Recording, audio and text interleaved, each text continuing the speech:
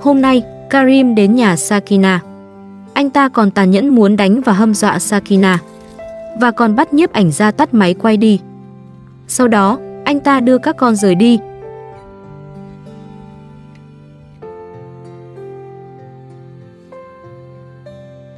Sinh tồn tự nhiên review, hãy đăng ký và theo dõi chúng tôi. Đây là động lực to lớn để chúng tôi tạo ra những video thật ý nghĩa gửi đến người xem.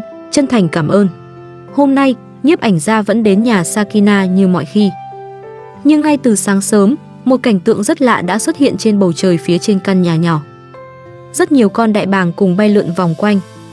Sakina ngẩng đầu nhìn lên rồi ngạc nhiên hỏi: có bao nhiêu con đại bàng trên bầu trời vậy? Cô tiếp tục nhìn theo. Chúng đang bay lượn xung quanh. Khung cảnh ấy khiến buổi sáng trở nên khác thường. Những cánh chim cứ trao nghiêng trên nền trời.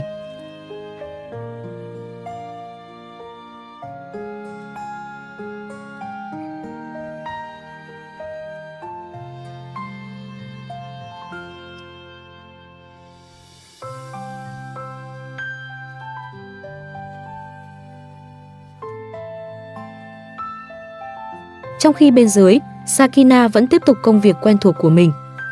Cô bước ra khu vườn, kéo vòi nước rồi nói: tôi phải mở nước.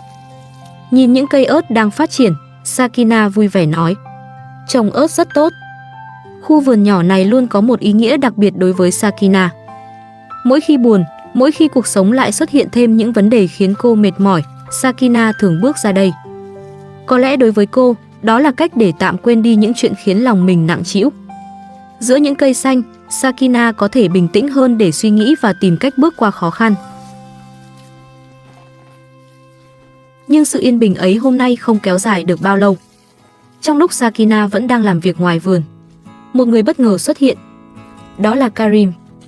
Ngay khi nhìn thấy anh ta bước vào sân, sắc mặt Sakina lập tức thay đổi. Cô hỏi: sao anh lại đến đây? Karim không vòng vo: tôi muốn đưa các con tôi đi. Sau đó, anh lập tức nhìn về phía máy quay. Đừng quay nữa. Tắt máy quay đi. Việc Karim liên tục yêu cầu dừng quay khiến bầu không khí càng trở nên căng thẳng. Có lẽ anh ta không muốn cuộc đối đầu này bị ghi lại. Nhưng Sakina cũng không hề có ý định nhượng bộ. Cô tức giận nói: ra ngoài đi. Karim vẫn khẳng định: tôi muốn đưa các con đi. Lúc này, mọi uất ức trong Sakina dường như bùng lên. Cô cầm một món đồ ném về phía Karim rồi nói: tôi biết chính anh đã gọi chủ đất đến để đuổi tôi khỏi căn nhà này. Ra ngoài. Karim đáp: tôi chỉ muốn đưa các con gái của tôi đi. Tại sao cô lại gây chuyện? Sakina tức giận: anh không có quyền bước vào đây. Ra khỏi nhà tôi. Nhưng Karim lạnh lùng đáp lại: đây đâu còn là nhà của cô. Câu nói ấy khiến Sakina càng đau đớn. Sakina hét lên: tôi sẽ không giao các con cho anh. Cút đi. Karim vẫn không chịu rời đi. Anh nói: tôi muốn đưa các con đi. Nếu không có các con, tôi sẽ không rời khỏi đây. Sakina gần như bật khóc vì tức giận. Tôi sắp bị buộc phải rời khỏi căn nhà này. Tôi biết chính anh đã khiến chủ đất đến đây. Anh đã hủy hoại cuộc đời tôi. Nhưng Karim chỉ đáp: đừng nói nữa. Đưa các con cho tôi. Sakina kiên quyết: tôi sẽ không giao con cho anh. Karim lập tức nói: tôi có quyền nuôi các con. Rồi lại quay sang phía máy quay: tắt máy đi. Chuyện này không liên quan đến anh. Sakina chặn trước cửa: đừng vào trong. Anh còn muốn gì ở tôi nữa? Karim đáp: tôi chỉ muốn đưa các con đi.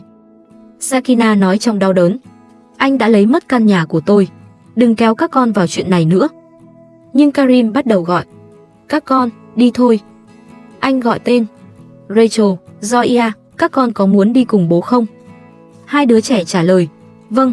Câu trả lời ấy khiến Sakina sững lại. Karim lập tức nói: mang dép vào. Chúng ta đi. Sakina nhìn hai con rồi hỏi: các con không thích ở đây với mẹ sao? Nhưng cuộc tranh cãi giữa hai người lớn vẫn tiếp tục. Sakina gọi: Rachel, Zoya, vào nhà đi. Karim lại nói: mang giày vào. Chúng ta phải đi rồi. Sakina gần như không còn kiểm soát được cảm xúc. Cô nhìn Karim và nói: anh đã khiến tôi bị buộc phải rời khỏi căn nhà này. Thật đáng xấu hổ. Anh là một kẻ lừa đảo. Ngôi nhà này vốn là của tôi.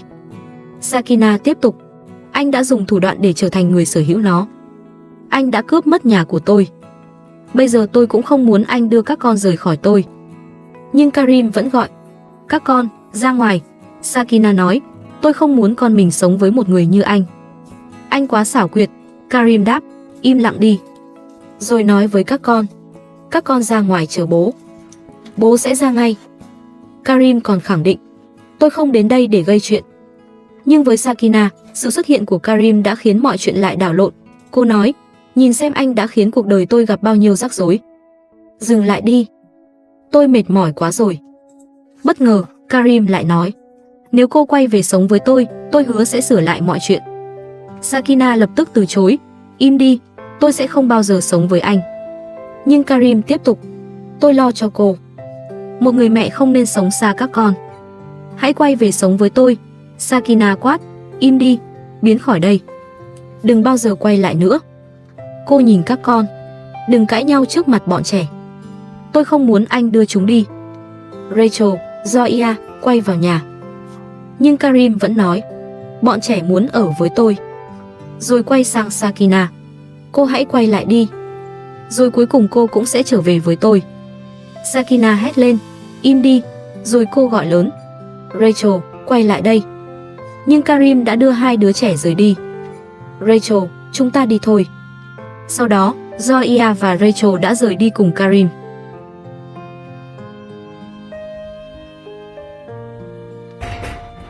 Chỉ vài phút trước, Sakina còn đứng giữa khu vườn tưới những cây ớt. Còn ngẩng đầu nhìn đàn đại bàng bay trên trời. Mọi thứ vẫn yên bình. Nhưng chỉ sau sự xuất hiện của Karim, căn nhà lại trở nên trống trải. Sakina đứng nhìn về phía các con vừa rời đi. Bao nhiêu uất ức tích tụ trong những ngày qua dường như cùng lúc vỡ òa. Căn nhà sắp mất.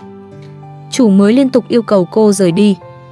Và giờ đây, Zoya cùng Rachel cũng bị Karim đưa đi. Sakina nghẹn ngào nói, anh ta đã đưa cả hai đứa trẻ rời khỏi tôi. Cô đau lòng nói tiếp, bọn trẻ lúc nào cũng bị nhốt ở trong nhà.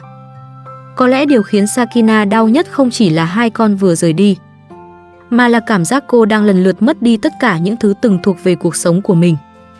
Trước tiên là căn nhà, sau đó là sự bình yên, và bây giờ lại là những đứa trẻ. Nhưng đối với Sakina, cô lại cảm thấy mình ngày càng bị dồn vào một góc không còn lối thoát. Và sau khi Karim đưa Zoya cùng Rachel đi khỏi, câu hỏi lớn nhất lúc này là liệu Sakina có đưa các con trở về một lần nữa hay không? Sau đó, căn nhà nhỏ lại trở về với sự yên tĩnh quen thuộc. Sau những chuyện vừa xảy ra, Sakina không còn nói nhiều. Cô chỉ lặng lẽ tiếp tục chăm sóc Hakan và làm những công việc thường ngày. Dường như đó cũng là cách duy nhất để Sakina giữ cho mình bình tĩnh. Dù trong lòng vẫn còn rất nhiều chuyện phải suy nghĩ, cô vẫn phải tiếp tục làm mẹ. Hakan vẫn còn nhỏ. Cậu bé chưa thể hiểu những cuộc tranh cãi của người lớn, cũng không biết vì sao căn nhà hôm nay bỗng trở nên vắng vẻ hơn. Sakina lấy bình sữa, cẩn thận pha sữa cho con trai. Cô đưa bình sữa cho cậu bé. Nhưng có lẽ vì đã quá buồn ngủ, Hakan chỉ bú được một lúc. Đôi mắt cậu bé dần khép lại. Chẳng bao lâu sau, Hakan đã ngủ thiếp đi. Sakina nhìn con trai một lúc. Có lẽ giữa những ngày đầy biến động, khoảnh khắc nhìn Hakan ngủ yên chính là một trong số ít những lúc khiến lòng cô dịu lại. Một đứa trẻ chỉ cần được ăn no, được ngủ trong vòng tay mẹ và cảm thấy an toàn. Nhưng đối với Sakina, để giữ được sự bình yên đơn giản ấy lại chẳng hề dễ dàng. Sau khi Hakan ngủ, cô tranh thủ bắt đầu chuẩn bị bữa trưa. Thức ăn được lấy ra. Sakina lại tất bật như mọi ngày. Trong lúc chuẩn bị đồ ăn, cô chợt kể với nhiếp ảnh gia, tôi đã mua một chiếc áo khoác và một bộ sandua để mặc khi vào thành phố. Đó chỉ là một câu chuyện rất nhỏ giữa những bộn bề của cuộc sống. Có lẽ Sakina muốn chuẩn bị cho mình một bộ quần áo phù hợp hơn mỗi khi phải vào thành phố giải quyết công việc. Những chuyện liên quan đến giấy tờ, mảnh đất mới hay những thủ tục sắp tới có thể khiến cô còn phải đi lại nhiều lần.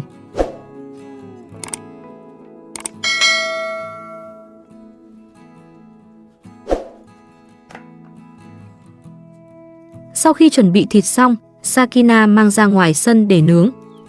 Cô đặt thịt lên bếp rồi bắt đầu chở từng miếng một. Nhiếp ảnh gia đứng gần đó nhìn thấy liền nhắc, cẩn thận với thịt nhé. Có lẽ anh vẫn nhớ đến vụ nổ bất ngờ xảy ra trước đó khi Sakina từng nhóm lửa ngoài sân.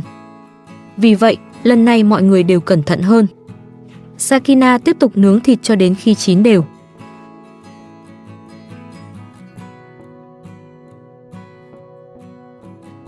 Một lúc sau, bữa trưa cuối cùng cũng hoàn thành.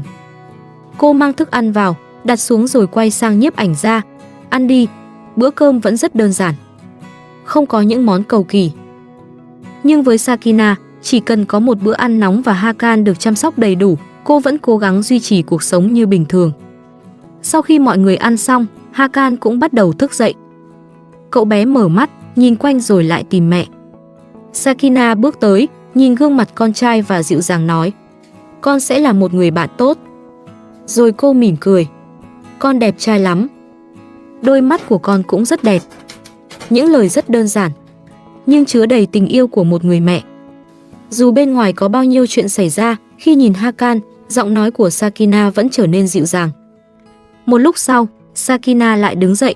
Cô nói: mẹ sẽ dọn dẹp. Những phần thức ăn còn thừa được gom lại. Sakina không muốn bỏ đi. Cô mang chúng ra ngoài rồi nói: mẹ sẽ cho chó ăn. Phần thức ăn còn lại được dành cho con vật ngoài sân. Đó là thói quen của Sakina. Sau đó, Sakina lại quay vào trong nhà. Cô nhìn căn phòng rồi nói: tôi sẽ dọn dẹp nhà cửa. Dù chỉ còn một khoảng thời gian không dài để tiếp tục sống ở đây, Sakina vẫn giữ căn nhà sạch sẽ. Có lẽ bởi trong lòng cô, nơi này vẫn là nhà. Sakina tiếp tục thu dọn đồ đạc. Thời tiết lúc này vẫn rất nóng. Cô nói: bây giờ tôi sẽ bật máy điều hòa. Chiếc điều hòa bắt đầu chạy, khiến không khí trong căn phòng dễ chịu hơn đôi chút.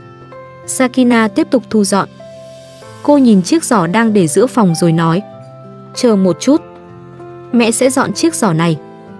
Một ngày của Sakina lại tiếp tục như thế. Những việc rất nhỏ, rất bình thường. Nhưng phía sau sự bình thường ấy là một người mẹ đang cố gắng không để những biến cố của cuộc sống làm đảo lộn hoàn toàn thế giới của con mình. Zoya và Rachel đã rời đi cùng Karim.